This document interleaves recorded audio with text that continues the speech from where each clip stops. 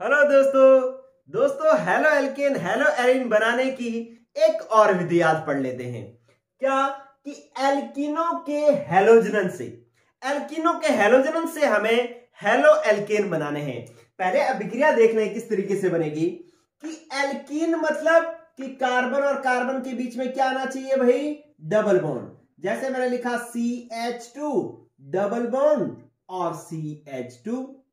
इसके हैलोजन का मतलब क्या है कि इसकी हैलोजन से अभिक्रिया, हैलोजन मैं ले लेता हूं Br2, ब्रोमीन से अभिक्रिया करवा रहा हूं, ब्रोमीन भी हैलोजन है।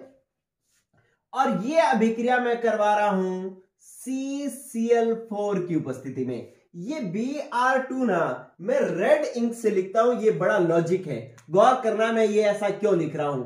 Br2 मैं रेड इंक से लिख रहा हूं Br2, ठीक है। पहले तो रिएक्शन कैसे होगी ये देख लें। ये जो डबल बॉन्ड है ना ये टूटेगा, पाई बॉन्ड जो इनमें से एक सिग्मा होता है एक पाई होता है, जो पाई बॉन्ड है वो वीक होता है, कमजोर होता है, वो टूट जाएगा। और क्या होगा कि ये CH2 जो है वो सिंगल बॉन्ड CH2 रह जाएगा, और यहां पर एक बंद टूटेगा तो इस कार्बन की भी एक संयोजकता खाली हो जाएगी, इसकी भी एक खाली हो जाएगी। तो एक संयोजकता यहां खाली, एक संयोजकता यहां खाली। जो Br2 जो था ना वो Br2 में से एक Br यहां जुड़ जाएगा, एक Br यहां जुड़ जाएगा, ठीक है। तो इस तरीके से दोनों Br जो है पास पास वाले कार्बन पर जुड़ जाएंगे, इसलिए इस जो हैलाइड बनेगा उसको हम कहेंगे विस डाई हैलाइड प्राप्त होगा, ठीक है। विस डाई हैलाइड प्राप्त होगा। ये विस वर्ड का मतलब क्या है, विस का मतलब है कि जो हैलोजन है वो पास पास वाले कार्बन पर जुड़े हुए हैं। ऐसे हैलाइडो डाई हैलाइडो को अपने क्या कहते हैं, विस डाई हैलाइड कहते हैं। चलिए तो विस डाई हैलाइड प्राप्त होते हैं भाई। चलिए एक बात अभिक्रिया तो हमें आ गई समझ में कि एल्कीन का आप हैलोजिनेशन करवाओगे CCl4 की उपस्थिति में तो एक बंद टूटेगा, एक संयोजकता यहां खाली, एक यहां खाली, दोनों Br में से एक Br यहां जुड़ जाएगा, एक यहां जुड़ जाएगा। और पास पास वाले कार्बन पर हैलोजन जुड़े होते हैं तो उसको अपने क्या कहते हैं, विसिनल या विस कहते हैं, विस डाई हैलाइड। हिंदी में इसको सनिंद डाई हैलाइड भी कहते हैं, ठीक है। चलिए अब कुछ लॉजिक्स पर आ जाओ। क्या लॉजिक पर आ जाओ, लॉजिक नंबर 1, ये जो अभिक्रिया है ये तभी होगी जब यहां पर डबल बॉन्ड होगा। अगर यहां पर डबल बॉन्ड नहीं होगा तो ये यहां पर ये डबल बॉन्ड टूटेगा नहीं, संयोजकता खाली नहीं होगी, ये जुड़ेगा नहीं, तो मतलब ये अभिक्रिया नहीं होगी, ठीक है।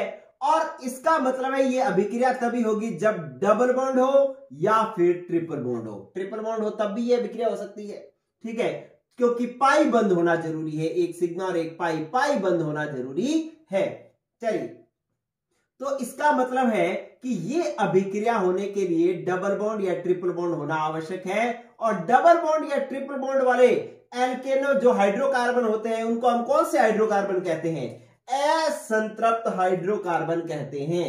कौन से हाइड्रोकार्बन कहते हैं, असंतृप्त हाइड्रोकार्बन कहते हैं, ठीक है। जिन हाइड्रोकार्बनों में डबल बॉन्ड या ट्रिपल बॉन्ड आ जाए ना उनको हम असंतृप्त हाइड्रोकार्बन कहते हैं, और जिनमें सारों में सिंगल बॉन्ड हो उनको हम संतृप्त हाइड्रोकार्बन कहते हैं। हमें यहां पर यह समझ में आ गया कि जो असंतृप्त हाइड्रोकार्बन होते हैं वही ये अभिक्रिया देते हैं, यह अभिक्रिया देते हैं। अगर यहां पर संतृप्त हाइड्रोकार्बन हो, संतृप्त हाइड्रोकार्बन हो तो वो ये अभिक्रिया नहीं देंगे।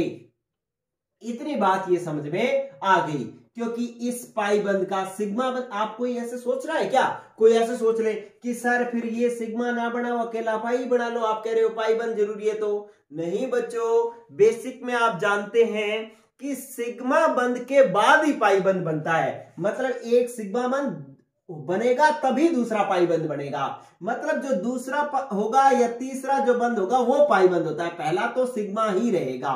तो इसका मतलब है डबल बॉन्ड या ट्रिपल बॉन्ड होगा तो उसको अपने असंतृप्त हाइड्रोकार्बन कहेंगे, और यह अभिक्रिया असंतृप्त हाइड्रोकार्बन ही देते हैं, संतृप्त हाइड्रोकार्बन नहीं देते। मतलब जिनमें कार्बन और कार्बन के बीच में सिंगल बॉन्ड होता है वो यह अभिक्रिया नहीं देते।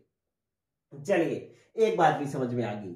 अब आप गौर करें, बहुत जब मजेदार बात पता लगने वाली है, यह अभिक्रिया बहुत अच्छी है, बहुत ही शानदार चीज आपको सीखने को मिलने वाली है। ये जो ब्रोमीन है ना, ये ब्रोमीन मैंने रेड इंक से इसलिए लिखी है क्योंकि ये लाल रंग की होती है।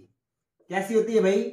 लाल रंग की होती है ब्रोमीन जो है, ठीक है। अगर आप ये अभिक्रिया करवाओगे तो ये Br2 इससे अभिक्रिया कर देगा और विस डाइहैलाइड बन जाएगा। Br2 तो बचेगा नहीं, तो इसका मतलब इसका लाल रंग भी क्या हो जाएगा? उड़ जाएगा। क्लियर? तो अगर यहां पर ये अभिक्रिया होती है एल्कीन पर, Br2 जुड़ता है तो Br2 तो विस डाइहैलाइड में बदल जाएगा, Br2 तो बचता नहीं, और Br2 नहीं बचता तो लाल रंग भी नहीं बचता, मतलब लाल रंग उड़ जाता है। तो अगर ये Br2 इससे अभिक्रिया करेगा तो लाल रंग उड़ जाएगा, अगर इससे अभिक्रिया नहीं करेगा तो लाल रंग नहीं उड़ेगा, ठीक है। तो आपको यह पता लगना चाहिए कि यार ब्रोमीन जब इससे अभिक्रिया करेगा असंतृप्त हाइड्रोकार्बन से तो अभिक्रिया हो जाएगी और लाल रंग उड़ जाएगा, लेकिन अगर इसकी अभिक्रिया संतृप्त हाइड्रोकार्बन से हो गई तो ये अभिक्रिया करेगा नहीं, तो ये ब्रोमीन ही पड़ी रहेगी, ये इसमें बदलेगी नहीं, तो ब्रोमीन का लाल रंग पड़ा ही रहेगा और ये जो है इसके साथ अभिक्रिया नहीं करेगा। तो इसका मतलब है इस अभिक्रिया का उपयोग हाइड्रोकार्बनों की असंतृप्तता की जांच करने में किया जाता है। ये वर्ड देख लो, क्या? असंतृप्तता, ठीक, की जांच करने में इस अभिक्रिया का उपयोग किया जाता है। कैसे करोगे कि आप एक परखली लोगे, टेस्ट ट्यूब, उसके अंदर एक हाइड्रोकार्बन डाल के दूंगा मैं आपको और कहूंगा कि चेक करो कि ये जो हाइड्रोकार्बन मैंने लिया है, बताओ वो संतृप्त है या असंतृप्त है, मतलब डबल बॉन्ड ट्रिपल बॉन्ड वाला है या फिर सिंगल बॉन्ड वाला है। तो आप क्या करोगे कि उसके अंदर थोड़ा CCl4 डाल करके और क्या करोगे? Br2 डालोगे जो कि लाल रंग की होगी। जैसे ही Br2 डालोगे और Br2 का कैसा रंग होगा? लाल, और ब्रोमीन का लाल रंग जैसे ही डालोगे अगर वो उड़ जाता है, लाल रंग अंदर डालते ही खत्म हो जाता है, तो आप कहोगे कि जो हाइड्रोकार्बन लिया था वो कैसा था? असंतृप्त हाइड्रोकार्बन था। अगर Br2 उसके अंदर डालो और उसका लाल रंग ही पड़ा रहे, Br2 का रंग ना बदले, तो आप कहेंगे कि इसका मतलब है अभिक्रिया नहीं हुई, और ब्रोमीन किससे अभिक्रिया नहीं करता? संतृप्त हाइड्रोकार्बन से नहीं करता। इसका मतलब हाइड्रोकार्बन कैसा है? संतृप्त हाइड्रोकार्बन है। ठीक है दोस्तों, तो इस तरीके से इस अभिक्रिया का उपयोग किया जाता है। तो अगर आपसे पूछा जाए, अब इसके अंदर मेन पॉइंट नोट कर लो दोबारा, क्या? कि एक तो ये एल्कीन से अभिक्रिया करके Br2 CCl4 की उपस्थिति में, ये बहुत इंपॉर्टेंट है, ये ध्यान रखना, अगर यहां पर कुछ और आ गया तो अब उत्पाद अलग हो जाएगा, ध्यान रखना। तो CCl4 की उपस्थिति में विस डाइहैलाइड का निर्माण करता है, एक बात पता लगी। दूसरी बात कि ये ब्रोमीन उन्हीं से अभिक्रिया करता है CCl4 की उपस्थिति में जिनके पास डबल बॉन्ड या ट्रिपल बॉन्ड हो, मतलब असंतृप्त हाइड्रोकार्बन हो। जब असंतृप्त हाइड्रोकार्बन से अभिक्रिया करता है तो ब्रोमीन का लाल रंग उड़ जाता है, और जब इसको संतृप्त हाइड्रोकार्बन में मिलाया जाता है तो ये इससे अभिक्रिया नहीं करता और इसका लाल रंग नहीं उड़ता। इसलिए इस अभिक्रिया का उपयोग हाइड्रोकार्बनों की असंतृप्तता की जांच करने में किया जाता है कि हाइड्रोकार्बन संतृप्त है या असंतृप्त है। क्लियर हुई बात? तो ये तो हो गई एक अभिक्रिया। अब 12th बोर्ड के अंदर बहुत बार ये क्वेश्चन पूछा जाता है जो मैं आपको लिख करके दे रहा हूं, क्या? चलिए इसको साफ कर रहा हूं, स्क्रीनशॉट ले ले इसका, बस ऐसे ही याद रखना है, ज्यादा कोई भी दिमाग नहीं लगाना, आवश्यकता नहीं है। चलिए अब क्या करना है कि आपको यहां पर एक बहुत ही अच्छा क्वेश्चन आपसे बहुत बार बोर्ड में पूछा जाता है, क्या? इस तरीके से एक दो अभिक्रियाएं लिखी जाती है, बेन ऐसे मतलब साइक्लोहेक्सेन है, यहां पर लगा दिया है इसके अंदर डबल बॉन्ड और यहां जोड़ दिया है CH3, ठीक है। अभिक्रिया लिख दी है Br2 और पूछ रहा है उत्पाद क्या बनेगा, और यहां पर लिख दिया है सूर्य का प्रकाश, ठीक है। और एक अभिक्रिया इस तरीके से लिख दी कि यही क्रियाकारक है, यही वाला, ये लो, ये CH3 जोड़ दिया, यहां पर Br2 से अभिक्रिया करवा रहा है और लेकिन इस बार उपस्थिति ले ली है CCl4 की। बहुत बार बोर्ड में पूछा जाता है। क्या पूछा जाता है कि बताओ इसमें क्या उत्पाद बनेगा, इन दोनों में उत्पाद क्या बनेगा। गौर करना बच्चों, बहुत अच्छी चीज है। CCl4 की उपस्थिति में तो आपको पता है Br2 किस पर अभिक्रिया करता है, डबल बॉन्ड पर अभिक्रिया करता है।